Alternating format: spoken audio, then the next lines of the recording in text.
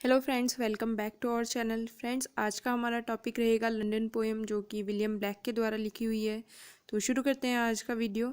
सबसे पहले हम पोएम के बैकग्राउंड को देखते हैं। तो पोएम जो है वो विलियम ब्लैक ने अपने कलेक्शन सॉन्ग्स ऑफ एक्सपीरियंस में 1794 में पब्लिश की थी।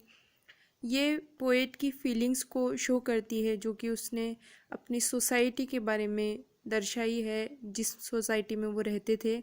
और ये इंग्लैंड के बारे में है, और लंदन जो पोएम है एग्जैक्टली लंदन सिटी के बारे में है, और जो इन्फ्लुएंस रहा है फ्रेंच रेवोल्यूशन का इस सिटी पे, उस बारे में ये पोएम है। स्ट्रक्चर और मीटर की अगर बात की जाए तो ये 4 क्वार्टर्स वाली पोएम है, यानी कि 4-4 लाइन के 4 स्टेंजाज हैं। और राइम स्कीम जो है वो इसकी ए बी रहेगी। मीटर की बात करें तो इसका आयम्बिक टेट्रामीटर है। थीम्स जो हैं वो अलग अलग थीम्स हैं, जैसे कि लैक ऑफ फ्रीडम है, और जो source for the lack of freedom, downfall of London, ऐसी थीम्स हमें देखने को मिलेंगी। लिटरेरी डिवाइसेस जो हैं वो इसमें एलिट्रेशन, ऑक्सीमोरॉन, एंजैबमेंट, मेटाफर, असोनेंस जैसी डिवाइसेस हमें मिलेंगी। तो हम टेक्स्ट की ओर मूव करते हैं। ये सारी चीज़ें हम टेक्स्ट के साथ में पढ़ते जाएंगे। आई wander through each chartered street new near where the chartered Thames does flow, कि मैं उस हर एक गली में घूमा जो कि चार्टर्ड है। चार्टर्ड का मतलब जो डर्टी है, या फिर जहाँ से भागा नहीं जा सकता, निकला नहीं जा सकता, जो कि सफोकेटिंग है। और ये जो सिटी है ये थेम्स नदी के पास में है। थेम्स जो रिवर है वो लंदन के बीचों बीच से निकलती है।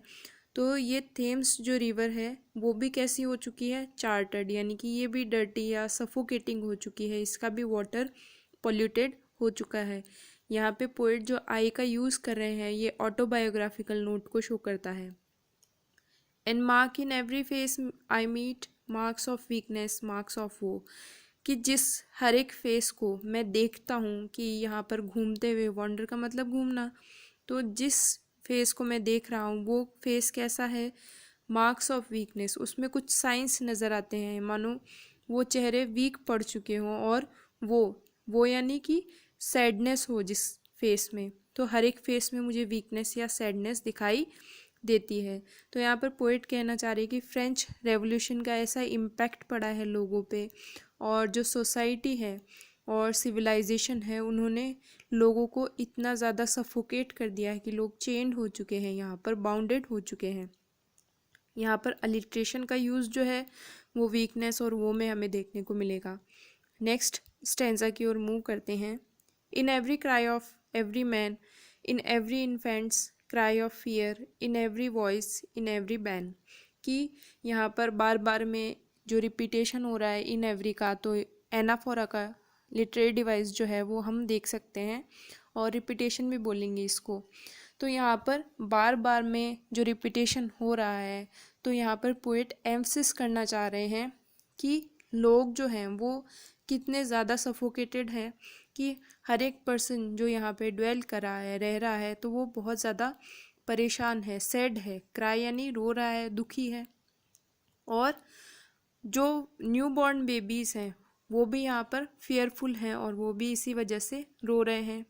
और हर एक वॉइस में और हर एक बैन में, मतलब हर एक आवाज़ जो यहाँ से निकलती है, और वो जो थिंग्स हैं या वो जो पीपल हैं यहाँ के, वो क्या हैं, चेंड हैं, बाउंडेड हैं यहाँ पर।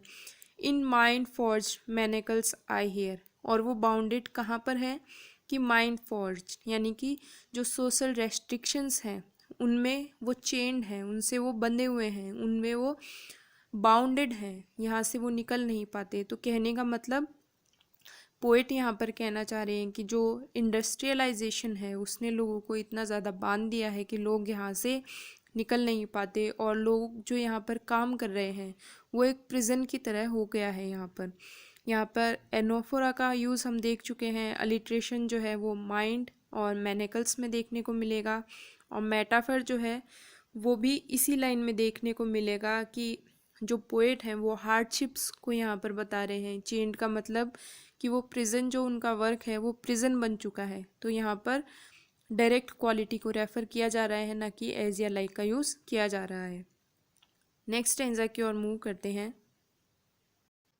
How the chimney sweepers cry, every blackening church appels, and the hapless soldier sigh runs in blood down palace walls। कि यहाँ पर जब पोएट मूव कर रहा है इधर और उधर स्ट्रीट्स में, तो वो आगे बताता है कि चिमनी स्वीपर जो है, यानी कि जो सूट को क्लीन करने का काम करते हैं, यानी कि जो चिमनी से जो धुआं निकलता है उसकी वजह से जो कालिख लग जाती है, तो उसको क्लीन करने का काम ये चिमनी स्वीपर्स करते हैं। और उनका काम इतना ज़्यादा परेशान करने वाला है और उनको बहुत कम क्वांटिटी में उनको पे किया जाता है इस बारे में।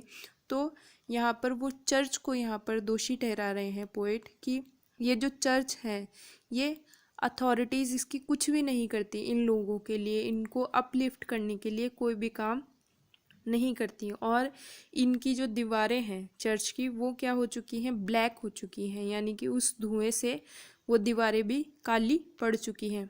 फिर आगे एक और एग्जांपल देते हैं पोएट कि जो सोल्जर्स हैं जिन्होंने इस कंट्री के लिए अपने आप को डिवोट किया, अपने आप को बलिदान कर दिया, तो वो भी क्या है, अनफॉर्चुनेट हैं कि उनको भी इतना ज़्यादा फेवर यहाँ के लोगों ने नहीं किया। और ये जो बलिदान उन्होंने दिया था, अपना सेक्रीफाइस किया था, तो ये किसके लिए किया, उस रॉयल फैमिली के लिए, रॉयल ब्लड के लिए किया। तो वो ब्लड जो है वो अब जो सोल्जर्स का ब्लड है वो कहाँ से निकल रहा है, जो रॉयल पैलेस है उसकी वॉल्स से निकल रहा है, और जो दीवारें हैं वो भी उनके खून से लाल हो चुकी हैं। तो कहने का मतलब कि ये जो रॉयल फैमिली के लोग हैं ये उन सोल्जर्स को जो सेक्रीफाइस उन्होंने किया है उनको कोई भी फेम प्रोवाइड नहीं करते, उनकी कोई भी हेल्प नहीं करते। यहाँ पे अलिट्रेशन जो डिवाइस है वो सोल्जर्स और साई में हमें देखने को मिल जाएगी। आगे फाइनल स्टेंजा की ओर हम मूव करते हैं।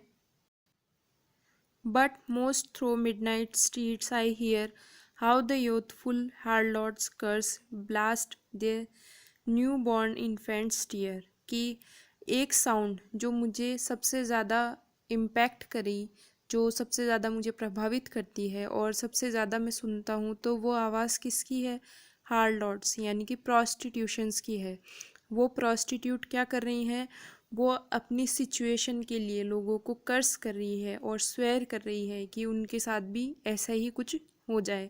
और ये साउंड जो है, ये आवाज़ या ये क्राई जो है, वो उसको मिडनाइट में यानी कि मध्य रात्रि में सुनाई देती है। और ये जो कर्सिंग वाली साउंड है ये उनको, उनके न्यू बॉर्न जो बेबीज़ हैं, इन्फेंट्स हैं, उनको भी परेशान करके टीयरफुल कर देती है, यानी कि वो भी इस आवाज़ से रोने लग जाते हैं।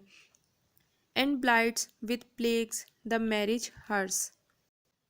तो यहाँ पर पोएट कहना चाह रहे हैं कि जो हर एक मैरिज की, यानी कि पहले वाले स्टेंजा में वो हर एक पर्सन की बात कर रहे थे, तो यहाँ पे हर एक मैरिज के लिए वो कन्वे कर रहे हैं कि हर एक मैरिज जो है वो अब किस में डीके हो चुकी है, जैसे कि मानो कोई फ्यूनरल हो, यानी कि लोग यहाँ पर बिल्कुल डेड हो चुके हैं।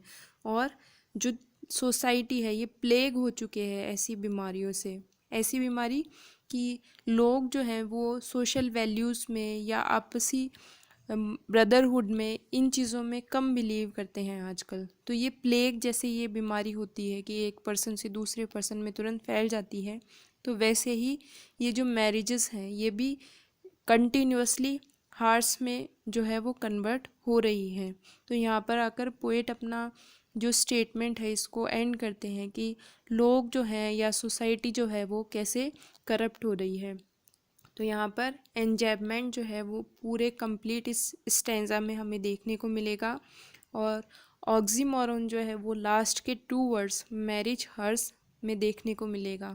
जो मैरिज है वो हैप्पीनेस का सिंबल है, जबकि जो हर्स है वो फ्यूनरल का सिंबल है। तो ऑक्सीमोरन जो डिवाइस होती है उसमें 2 अलग अलग या अपोजिट कॉन्ट्ररी वर्ड्स को एक साथ मिला के लिखा जाता है, जैसे कि स्वीट एंड सॉर।